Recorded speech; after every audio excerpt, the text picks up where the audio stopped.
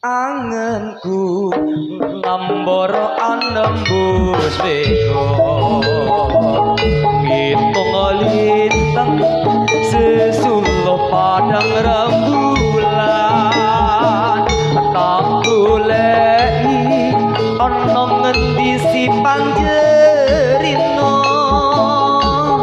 tak titipi kidung daging jatuh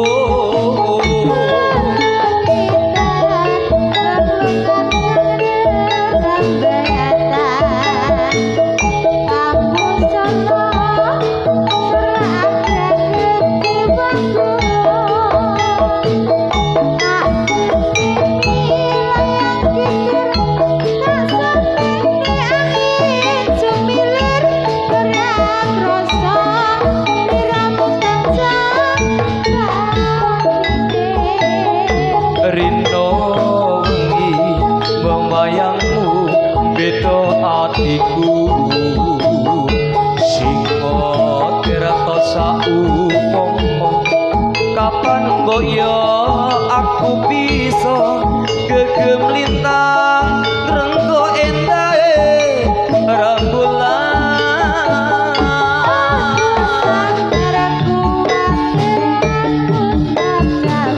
sekarang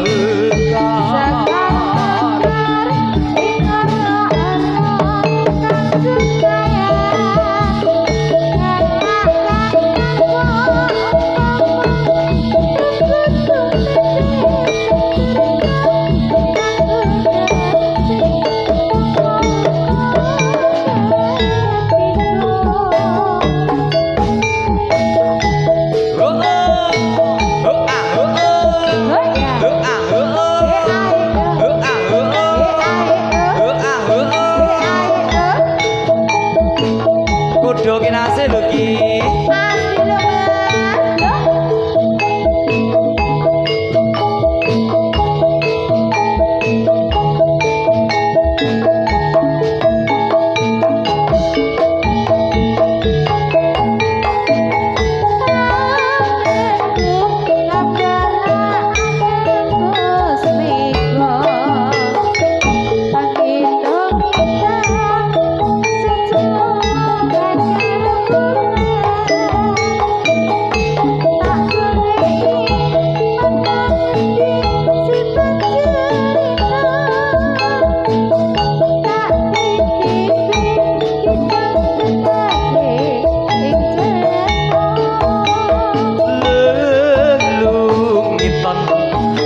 Lungan kang rerahaken ambusa sora anggreket jiwangga tak kirimi layang kitir tak samperke angin sumilir ora krasa tiramu tansah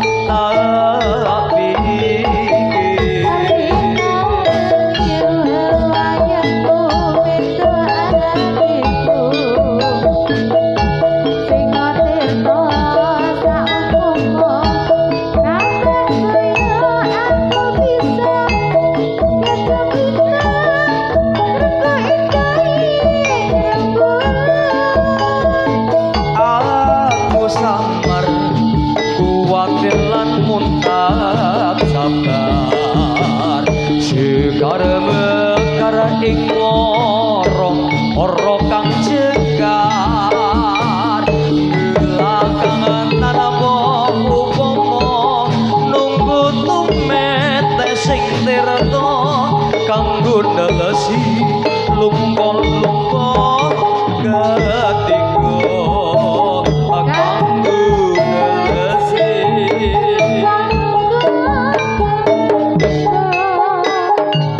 minggir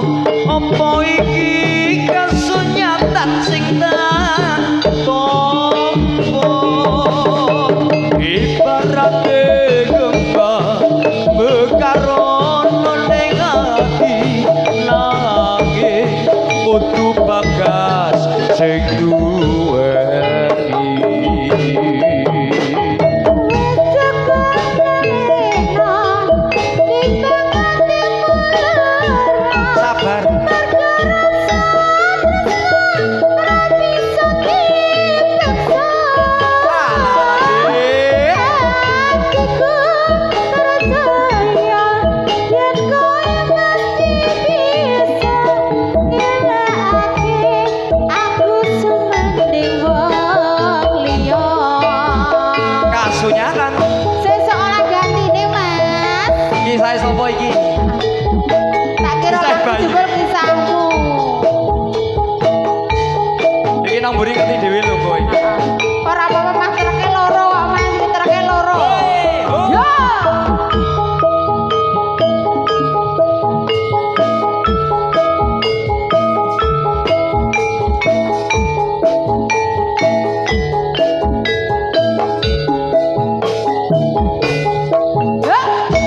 Ora gampang nampa lelakon iki.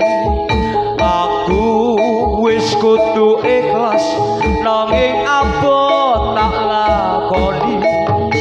Nampa kasunyatane tresno kowe digandeng wong liya. Ngapuraneku yen ninggalke sliramu, ananging atiku wis duduk duwemu.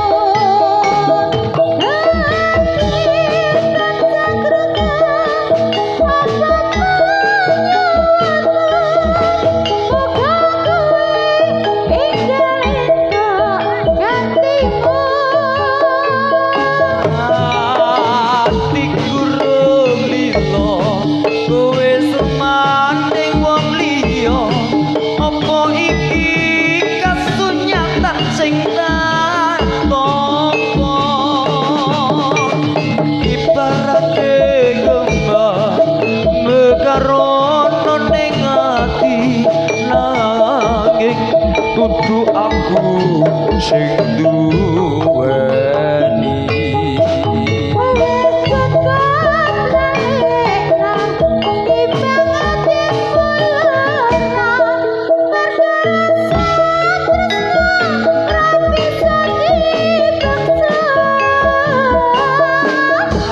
Hatiku percaya yen kowe mesti bisa nglilake aku sumanding wong liya.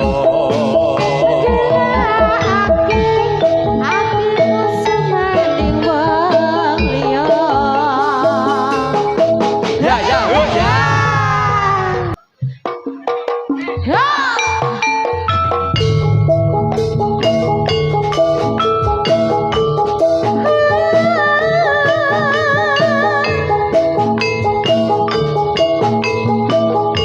Soto soto, bakso bakso, soto soto, bakso bakso, soto soto, bakso bakso. Woi.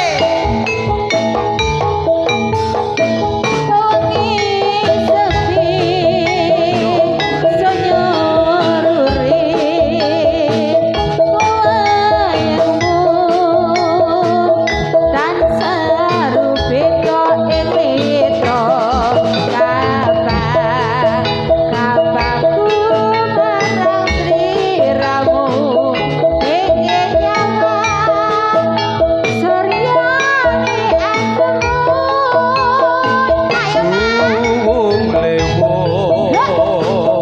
mana bingung yen tan panggih ing sarita ing sadalu paras ulat ulir tirta bili ngrembuyung tresno tuwa nang ati.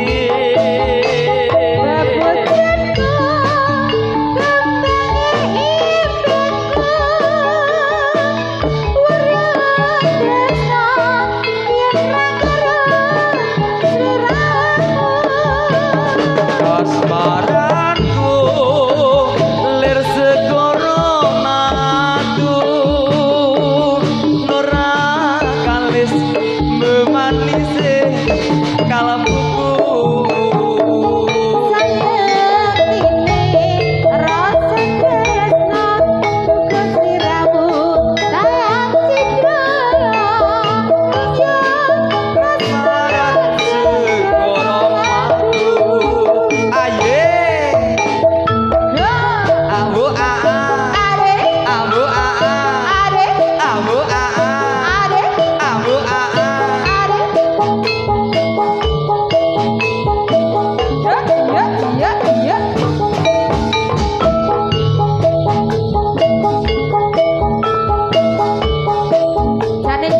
lara kene yo Mas. Jerone lara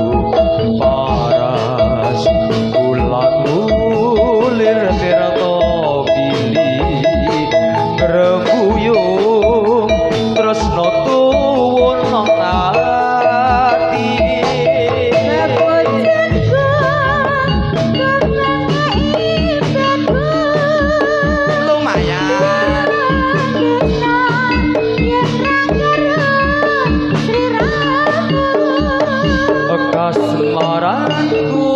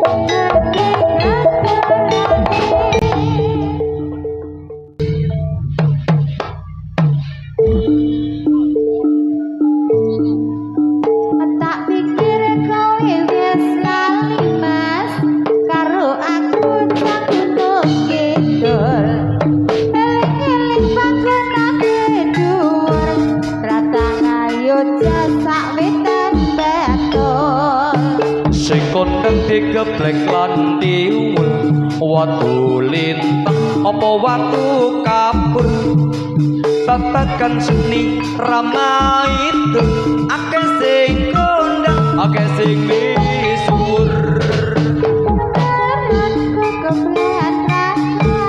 iku kabeh papan pariwisata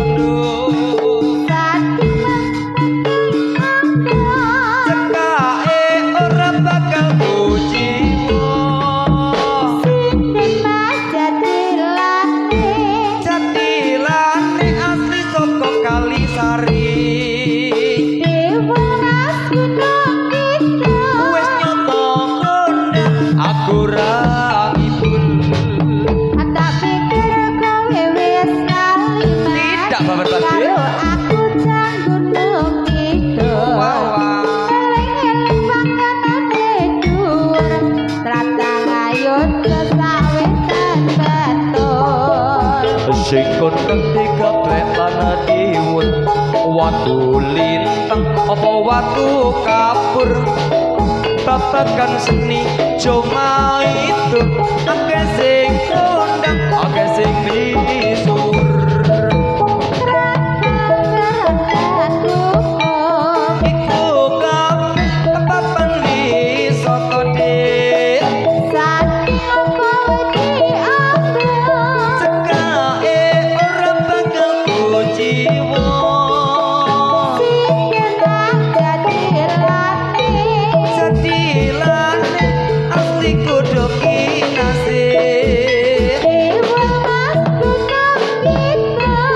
saking apa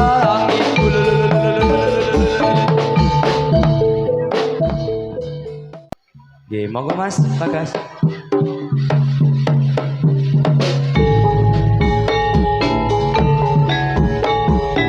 Nonjing ngaturaken kuing panuwun lakon katur Mbak Septi. Tombo Kang.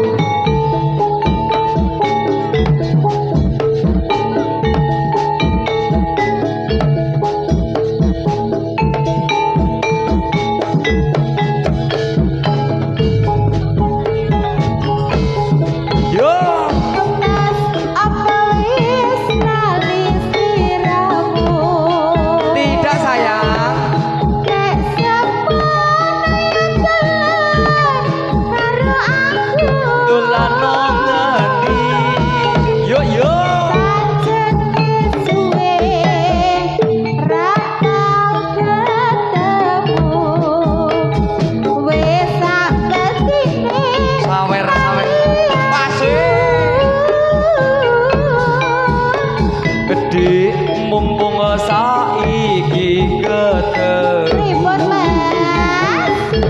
ojo ketan tetembangan karo aku dadi tonggo kangenku bali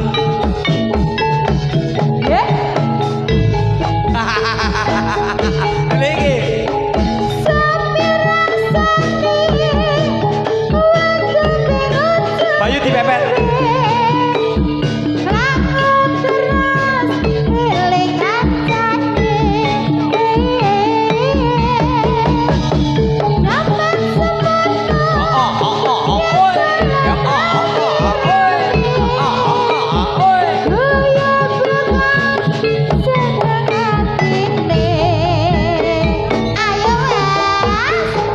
Di gelang ari sak gulit kanggo tombo kangen iki rasa ngimpi durung putus tangi rasa kangen wis iso mari. Terima kasih Pak Eko.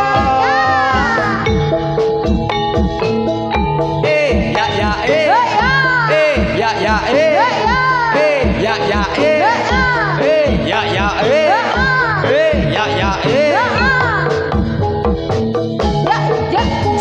Awak Geyal geyal Geyal geyal Geyal deh Ayo deh Ayo dong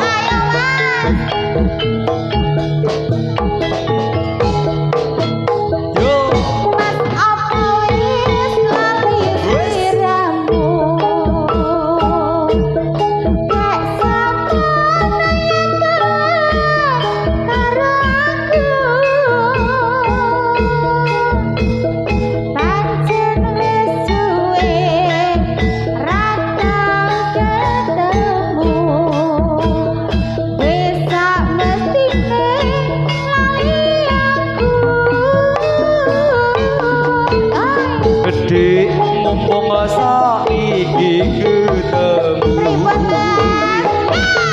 Aja ketan tetembangan karo aku Dadi tangga kangenku bali eling nalika iku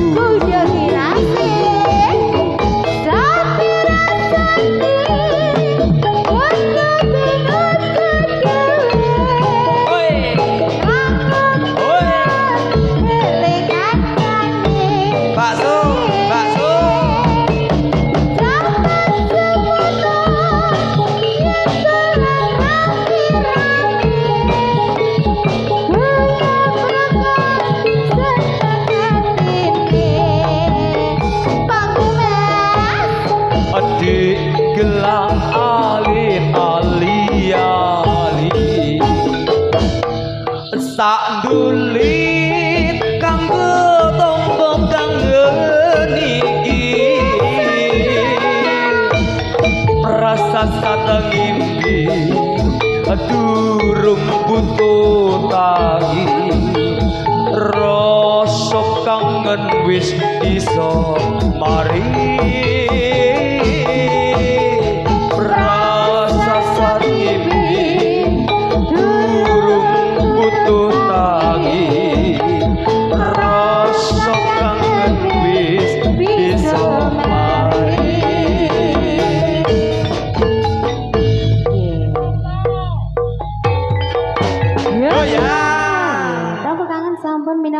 Mundutan saking sinten menika Mbak Septi. Terima kasih Kakak. Yuk Kak Mas Bagas. Om nggih.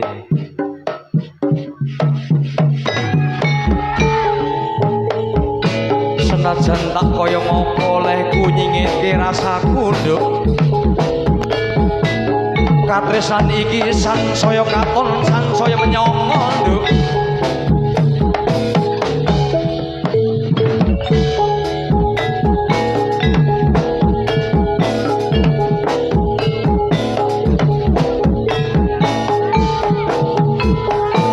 Yen ra crita oh alah yen nandhep cita karo sapa yen ora crita kok tanggang oh yo ya suwe kok ngene rasane sedina-dina kok ngetoni wae yen ora sambah wis ra kuat arep njaluk tulung bingung lehku tembung tekan sok apa iso ngendem iki kasmaran kenyok kangge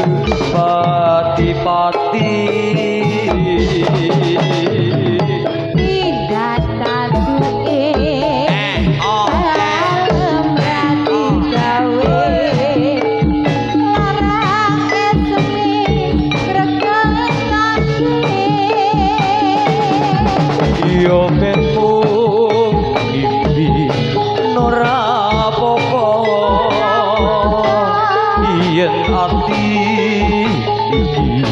bisa dadi lega.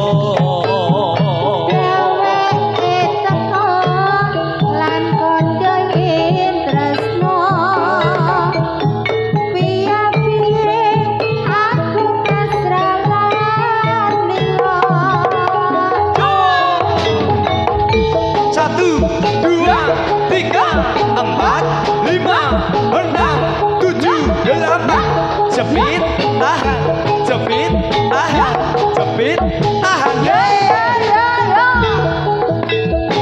Awu, awu, awu, awu, awu, awu, awu, awu, awu. Kudu minase.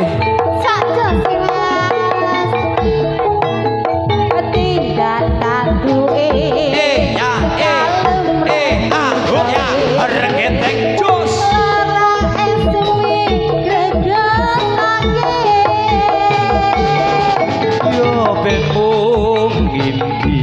Ora apa-apa sayang yen ati iki bisa dadi lega.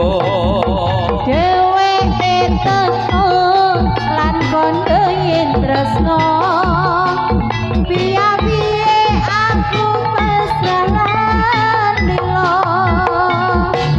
Piye-piye aku pasrahan lilo. Ya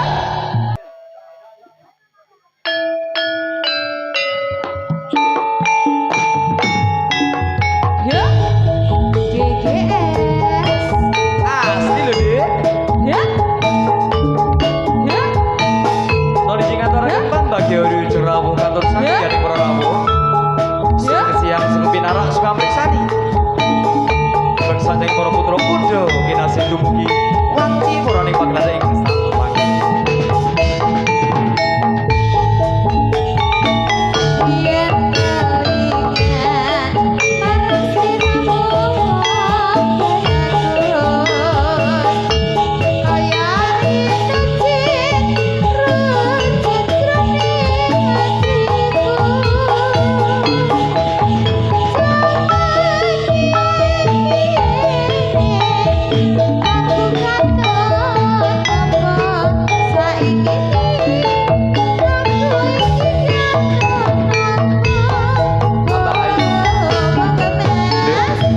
Sri Ramun nanti prasetyo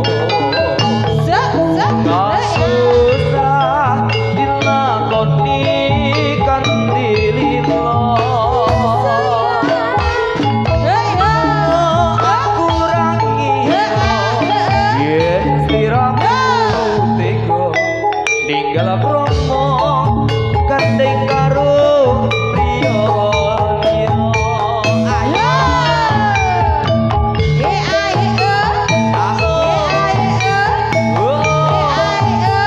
Ayo dong.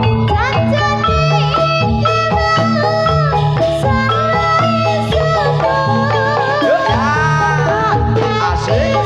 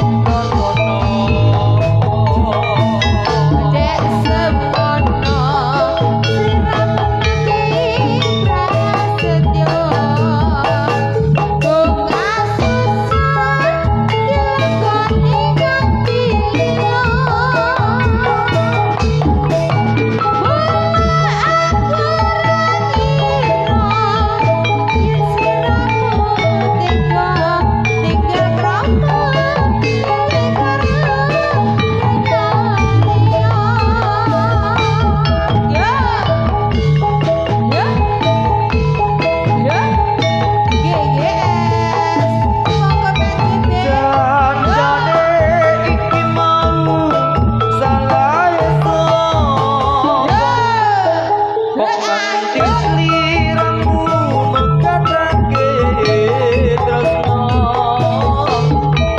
ora nyono atiku ora kira yen saiki uripmu banget nelongso doang bagus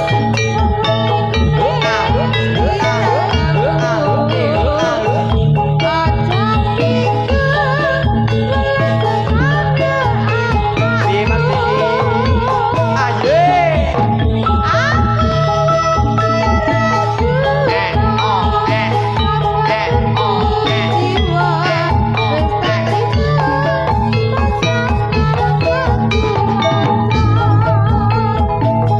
wis atimo pasang karo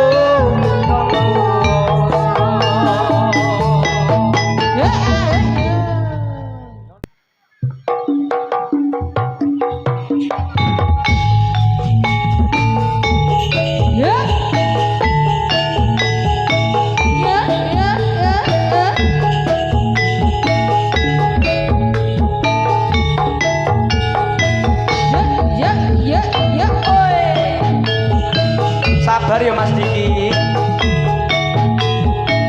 sing wis ya wis tak kira lagu jebul kisahmu ya Mas. oh alah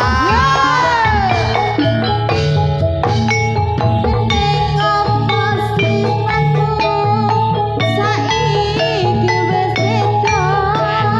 Kowe ninggalke aku ning Anu di pamone rasa tresnamu saiki wis seneng. Ayo lumut ning pinggir segara. Ayo Mas. sesuk ing jero dada pancen larakake arep kepiye maneh kowe wong randuwe aja selak batinmu marang kahananmu sayang pupusin rasa tresnoku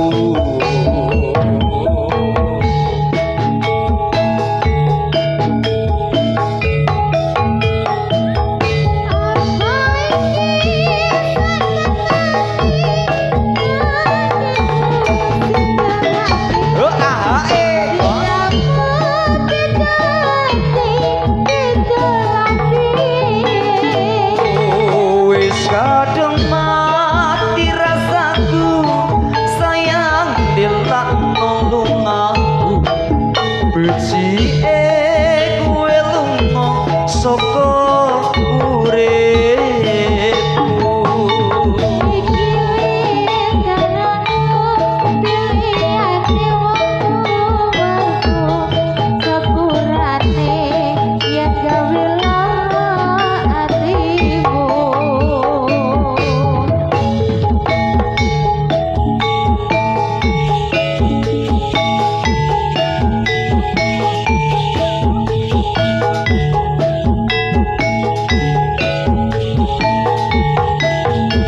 Febri hoi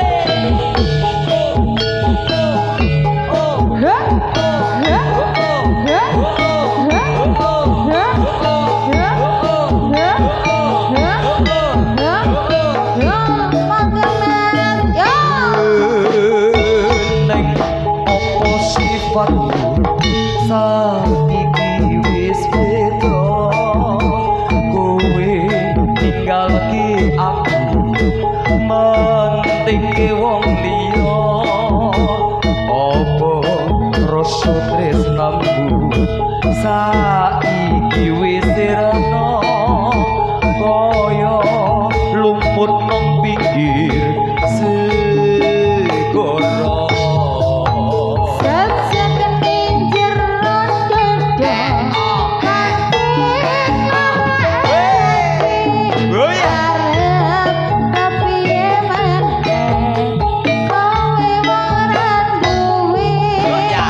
Aja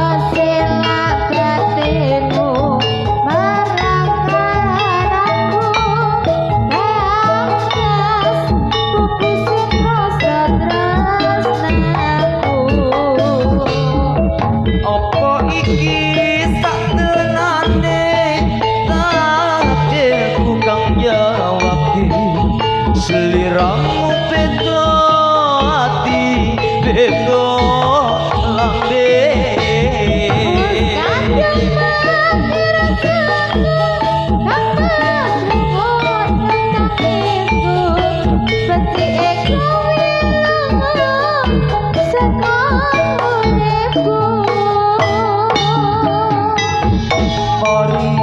Pasang rangge lintang nong nang koso kuwi teko gawe loro marang tresno iki wis dalane pilihane wong tuaku sepurane yen gawe loro atimu